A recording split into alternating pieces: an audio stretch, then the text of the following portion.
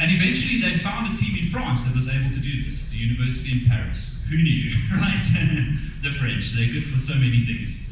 And they phoned them up and they said, well, our pharaoh's busy rotting, could we please send him to you in France and could you restore him? And the French said, well, yes, of course we can do this thing, but does he have a passport? Sorry, that's somewhere between Swahili and Portuguese. It's my best approximation of French, okay?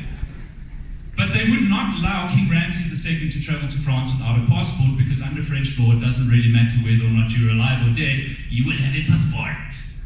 And so the Egyptian government had to issue him one, right? And so somebody who had been dead for 3,000 years, and a lot had happened to him during this time, now had to be issued a passport so that he could travel to France and be prevented from rotting anymore.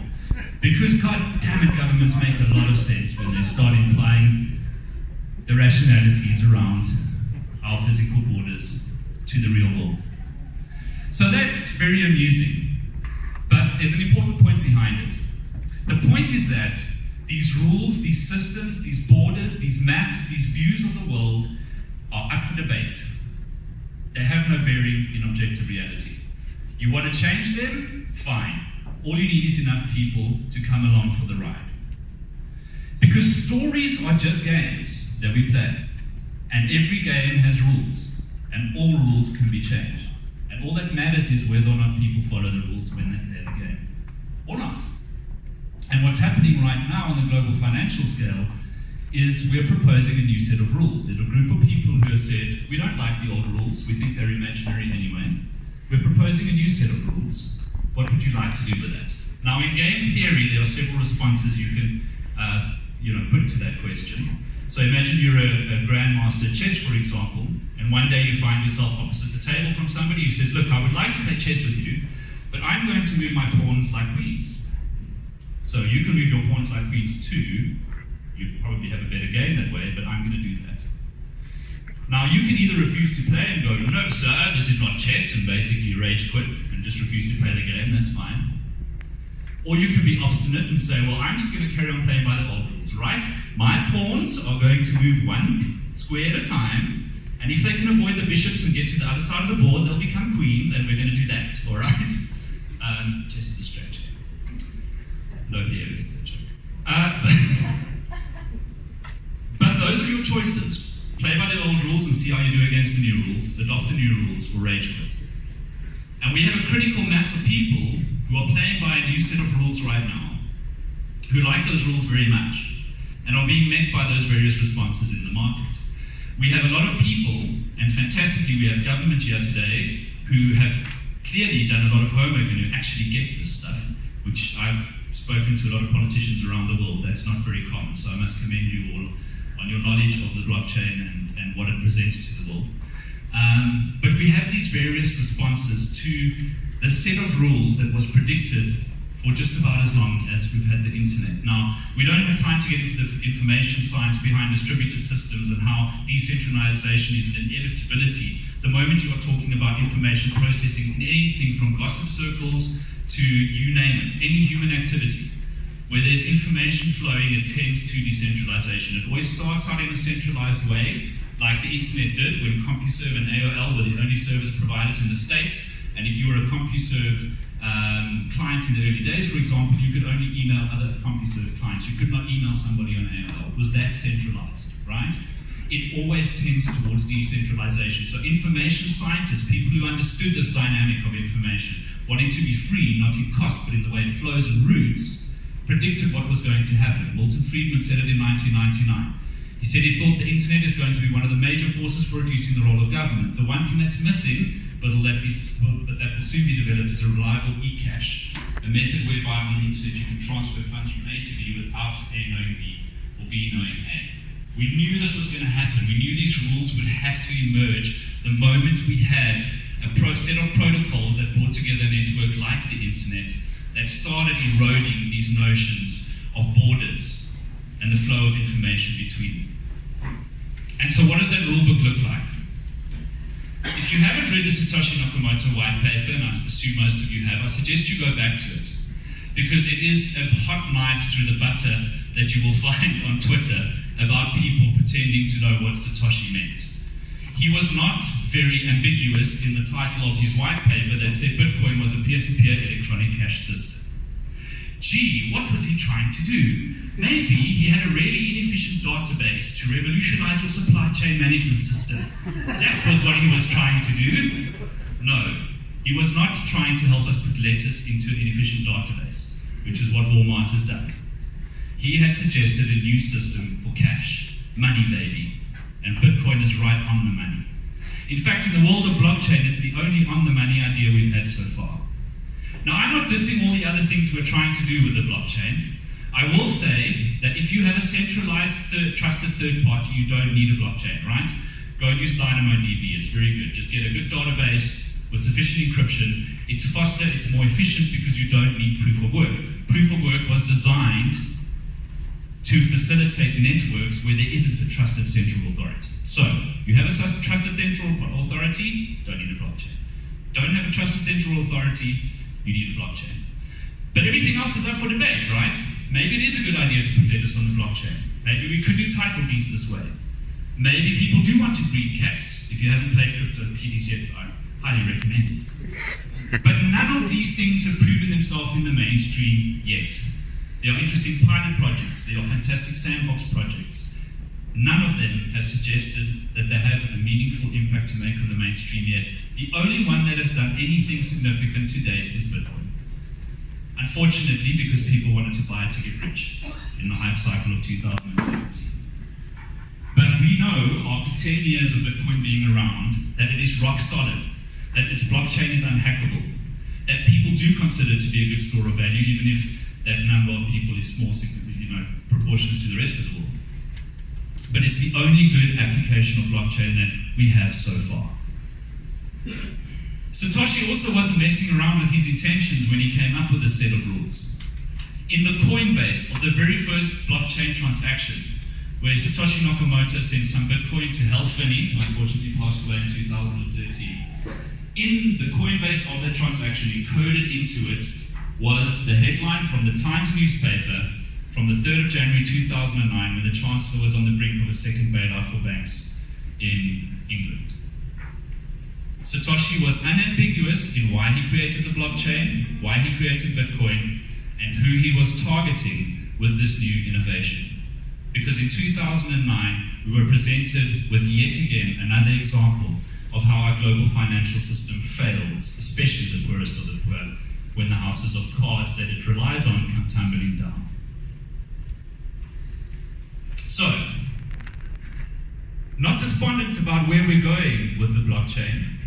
Love all of the experiments and the Cambrian explosion that have been happening around it. But we still have a very long way to go. Anybody predicting where this is going and showing you graphs with data about, lettuce on the blockchain, these are all fantastic notions, interesting predictions, but pretty meaningless given how nascent things are right now. You can make any data look interesting using a graph. I am out of time, but I'm just going to spend 2 minutes going through some that are interesting to me, right? So in 2017, thereabouts, when Bitcoin hit an all-time high in its market cap, we saw graphs like this coming out, comparing it to the market caps of companies. Meaningless data because Bitcoin isn't a company, of course. So I'm going to skip right over that one and start comparing Bitcoin to the things that it was designed to replace.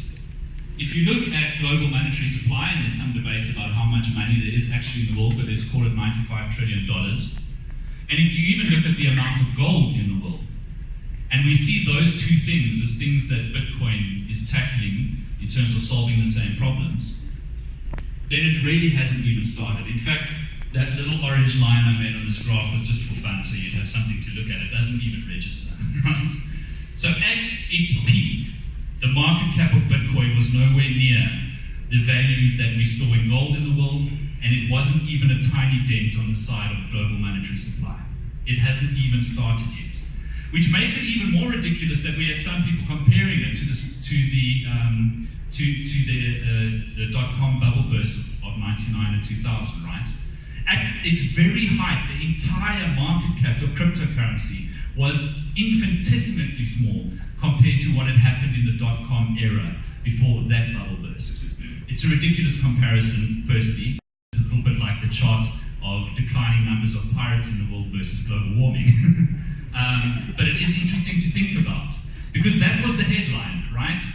We've seen this before, it's happening again, this bubble has burst. No, baby, we haven't even started. This is the most important graph, though. This is the time to the next halving in the Bitcoin network. So a halving event is when the awards that are given to Bitcoin miners is halved. It's currently 12.5 Bitcoin per block. It's going to halve next year. Now, if you look at this graph over here, the axis on the left is price. We've got time at the bottom, and the color of the bubble is months until the next halving. And we're a little bit past the end of the graph now. But it is quite interesting when you see an algorithm that's governing supply, and we make some assumptions about demand, how predictable this whole thing becomes, right? I expect, and this is bad news for any of you hoping to return to the bull market in 2019, that until we get through that halving, and in fact it'll be a few months after that, we are not going to see anything but sideways shifts in this market. Yes, there will be spikes and dips, and we'll have rallies here and there. But if we're going to stay fixated on price, we're going to have a very boring year. That's only going to get exciting again towards the end of next year, I'd expect. Rather than that, let's think about this one big success story that we have in the cryptocurrency game so far, and the fact that it is only 10 years old. If you look at the internet, by comparison, TCP came out into the market in 1983. That's the protocol that enabled the internet. 10 years later, in 1993, the internet was only pretty much being used at universities by nerds dialing into bulletin boards, and HTTP, which is the protocol that enables the World Wide Web, was only starting to dribble into the market.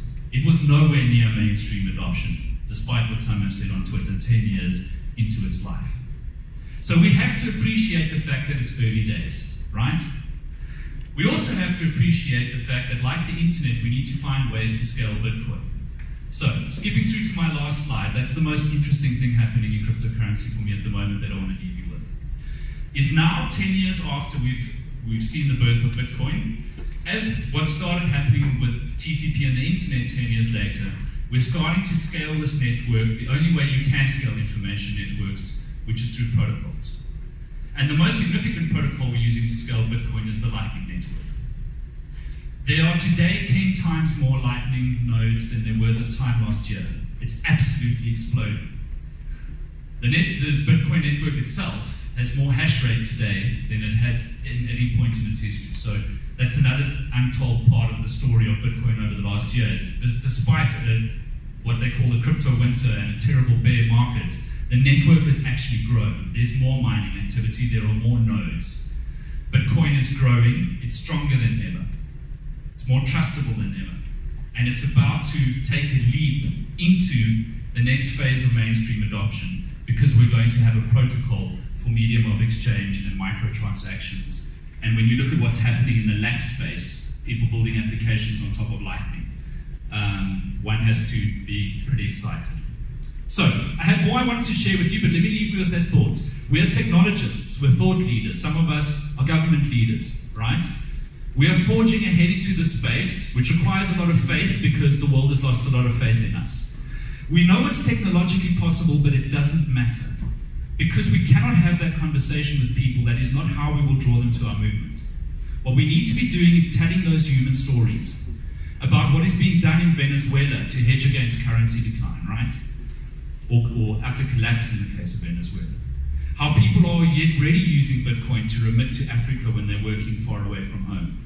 There are good stories to be told and better ones that are in development right now, but we need to keep the focus on that story, which until now has pretty much only been about Bitcoin, but I'm hoping to hear other good ones coming out as I engage with you today. So thanks for listening to me. Sorry for going a little bit over.